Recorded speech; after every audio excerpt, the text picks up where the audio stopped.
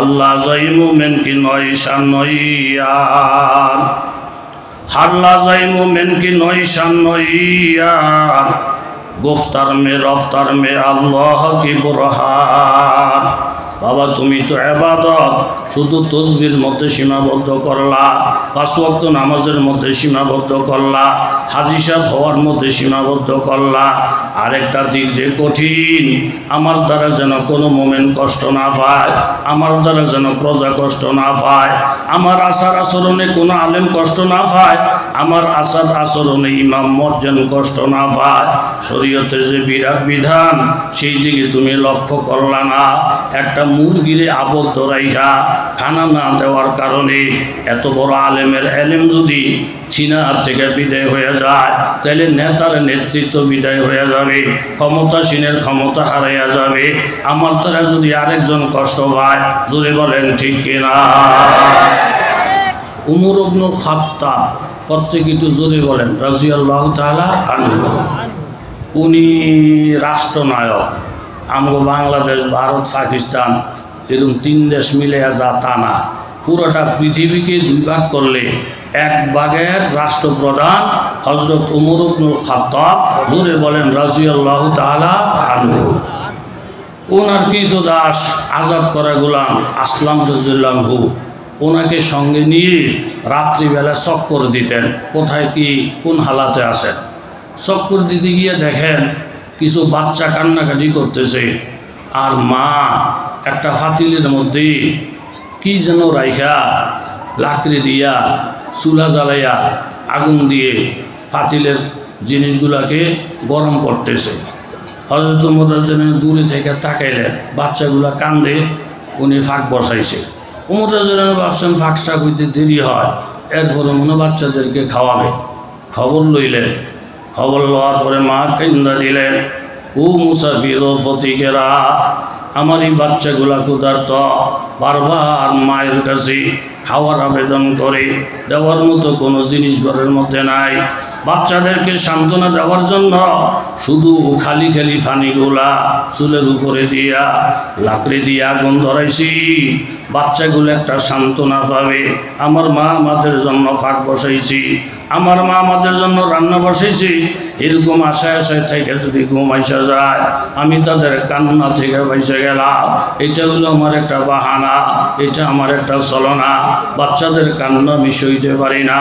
হযরত ওমর এই দৃশ্যটা দেখা সাথী আসলামকে সঙ্গে লইলেন, বাইতুল মালের দরজা খুললেন, একটা বস্তা আটা, সাথে ঘি, আরও অনেক জরুরি জিনিসপত্র লইলেন। সাথে আসলামকে বলেন, আসলাম এই বোঝাটা আমার মাথায় উঠে দাও। গোলাম বলেন, হুজুর আপনি রাষ্ট্রপ্রধান, এই বোঝা আপনি মাথায় নিলে মানায় না, আমার কান্দে দেন। হযরত ওমর বলেন, আল্লাহর কসম আমি হইলাম রাষ্ট্রপ্রধান, আমি হইলাম জিম্মাদার, আমার জিম্মাদারি থাকা অবস্থায় কেউ যদি কষ্ট পায় জবাবটা আল্লাহর কাছে আমাকেই দিতে হবে। কাজে এই বোঝাটা উঠাইয়া আমি ওমরের মাথায় উঠাইয়া দাও, জোরে কোন সুবহানাল্লাহ। হযরত ওমর বস্তাটা রাখলেন, রাইখা চুলের মধ্যে আগুন ধরাইলেন, ধোঁয়া আর ধোঁয়া। হযরত আসলাম বলেন, আমার কাছে মনে হয় এখনো আমি দেখতেছি হযরত ওমরের ঘন ঘন দাড়ি, এই ধোঁয়াগুলা দাড়ি বাইয়া বাইয়া ডাইনে বামে যাইতেছে। নিজে ফাঁক বসাইয়া দিলেন, নিজে রান্না করলেন, ওইরা নিজের হাত দিয়া ছেলেদেরকে রুটি দিলেন, ঘি দিলেন, বিভিন্ন আইটেমের তরকারি দিলেন, মায়ের জন্য খাবার পাঠাইলেন। মা খানা খাইয়া বাচ্চাগুলা খুশি হইয়া মা আল্লাহর কাছে দোয়া করছে, আল্লাহ গো এই লোকটা কত বড় ভদ্র, কত বড় দরুদি, নিজে ফাঁকশাক করে আমাদের মতো অসহায়ের খবর নিলেন। এই বর্তমান জমানায় ওমরের কথা শুনতেছি, উনি খলিফাতুল মুসলিমিন। ওমর খলিফাতুল মুসলিমিন না হইয়া এই লোকটা যদি খলিফাতুল মুসলিমিন হইতো, তাহলে আমাদের মতো গরিব কাঙ্গাল যারা, তাদের কলিজা ঠান্ডা হইয়া যাইত। হযরত ওমর পরিচয় গোপন রেখে বললেন, মা খলিফাতুল মুসলিমিনের এত দোষারোপ করো না গো মা। সারাটা দিনের কাজ নিয়ে ব্যস্ত থাকে, সারা রাত চক্কর লাগাইয়া জনগণের খবর লয়। ওমর সারাক্ষণ এই পেরেশানির মধ্যে থাকে, তারপরও ভুল হইতে পারে, তুমি মাফ করে দাও। এই খাবারগুলো আজকে রাত্রে খাও, খাবার যখন শেষ হয়ে যাবে তুমি যেই ওমরের কথা বললা, যেই খলিফাতুল মুসলিমিনের কথা বললা, ওই জায়গার মধ্যে যাইও, আবার তোমার জন্য খাওয়ার ব্যবস্থা হবে। আমি আপনাদের কাছে জানতে চাই, যেই ওমর অসহায় মানুষের জন্য নিজে হাজির হয়ে যায়, যেই ওমর দুঃখী মানুষের পাশে দাঁড়াইয়া যায়, এই ওমর যখন ঘুমাইতে যাবে, যেই ওমর এরকম মানুষের ঘুম নিশ্চিত করে, যেই ওমর মানুষের নিরাপত্তা নিশ্চিত করে, বসরা থেকে একজন সুন্দরী নারী মদিনার উদ্দেশ্যে রওনা দিয়েছেন, সঙ্গে কোনো মুহররম নাই, সঙ্গে কোনো যুবক নাই, এরকম দরে বয়স যাইতে যাইতে কোনো রকমে মদিনায় গিয়া ফসলেন। পুলিশা জিজ্ঞাসা করতেছে, এই দেশের রাষ্ট্রপ্রধান কেডা? বলে খলিফাতুল মুসলিমিন ওমর ইবনে খাত্তাব। আল্লাহ তাআলা ওমরের নিরাপত্তা নিশ্চিত করে দে। আমি বসরা থেকে মদিনায় আসলাম, উনি নারীদের নিরাপত্তা এমন নিশ্চিত করে ফেলছেন। বসরা থেকে মদিনায় আসলাম, আমার ইজ্জত নষ্ট হওয়া তো দূরের কথা, একজন যুবকেও তেরা চোখে আমার দিকে তাকায় না। যে ওমর নারী জাতির নিরাপত্তা নিশ্চিত করতে পারছেন, আমি একজন অদোষী মহিলা আল্লাহর কাছে ফরিয়াদ করি, ওমরের নিরাপত্তার ব্যবস্থাও যেন স্বয়ং আল্লাহ কইরা দেয়। সুবহানাল্লাহ। নিরাপত্তার কাজ করছেন, জাতির খেদমত করছেন। মানুষের ঘুম নিশ্চিত করলে আপনার ঘুমও নিশ্চিত হবে। মানুষের নিরাপত্তার মধ্যে আঘাত আসলে আপনার নিরাপত্তার মধ্যেও আঘাত আসবে। ওই রুমি ঘাতক হযরত ওমরকে হত্যা করার জন্য জিজ্ঞাসা করলেন, ওমর কোথায়? আপনাদের খলিফাতুল মুসলিমিন কোথায়? বলে, আমাদের খলিফাতুল মুসলিমিন কবরস্থানের গাছতলায় ঘুমায়। এই বেটা অবাক হয়ে গেলেন, অর্ধ পৃথিবীর বাদশাহ, কবরস্থান যেখানে যেটা মানুষ নাই, গাছতলায় ঘুমায়। বলে, হ্যাঁ। তাহলে ওনার সঙ্গে ডাইন বামে কোনো লোক নাই? বলে না। এই বেটায় তো সিদ্ধান্ত করছেন, তাইলে ওমরকে হত্যা করা আর একটা কলা চুল্লা খাওয়া একরকম সহজ। গুফতে বা খুদ মান শাহাদাতি দাম, গুফতে বা খুদ মান শাহাদাতি দাম, পেশে সুলতানে বানা বুকজিদা আশাহানম হাইবত তরসাম মাবুদ হাইবতে মর্দে হুসাম রারে বোধ। মনে করছে ওমর হত্যা করা কলা চুল্লা খাওয়া সমান। যাইতে যেতে জান্নাতুল বাকির গিরিজন দাঁড়াইছে, নজর করে দেখে ঘুমন্ত এক লোক দেখা যায়, কিন্তু নজর করার সাথে সাথে ওমরের চেহারার মধ্যে নজর পড়ছে, এই দিকে কম্পন আরম্ভ হয়ে গেছে। ওমরে ঘুমন্ত মানুষটার দিকে তাকাইয়া কম্পন শুরু হয়ে গেছে।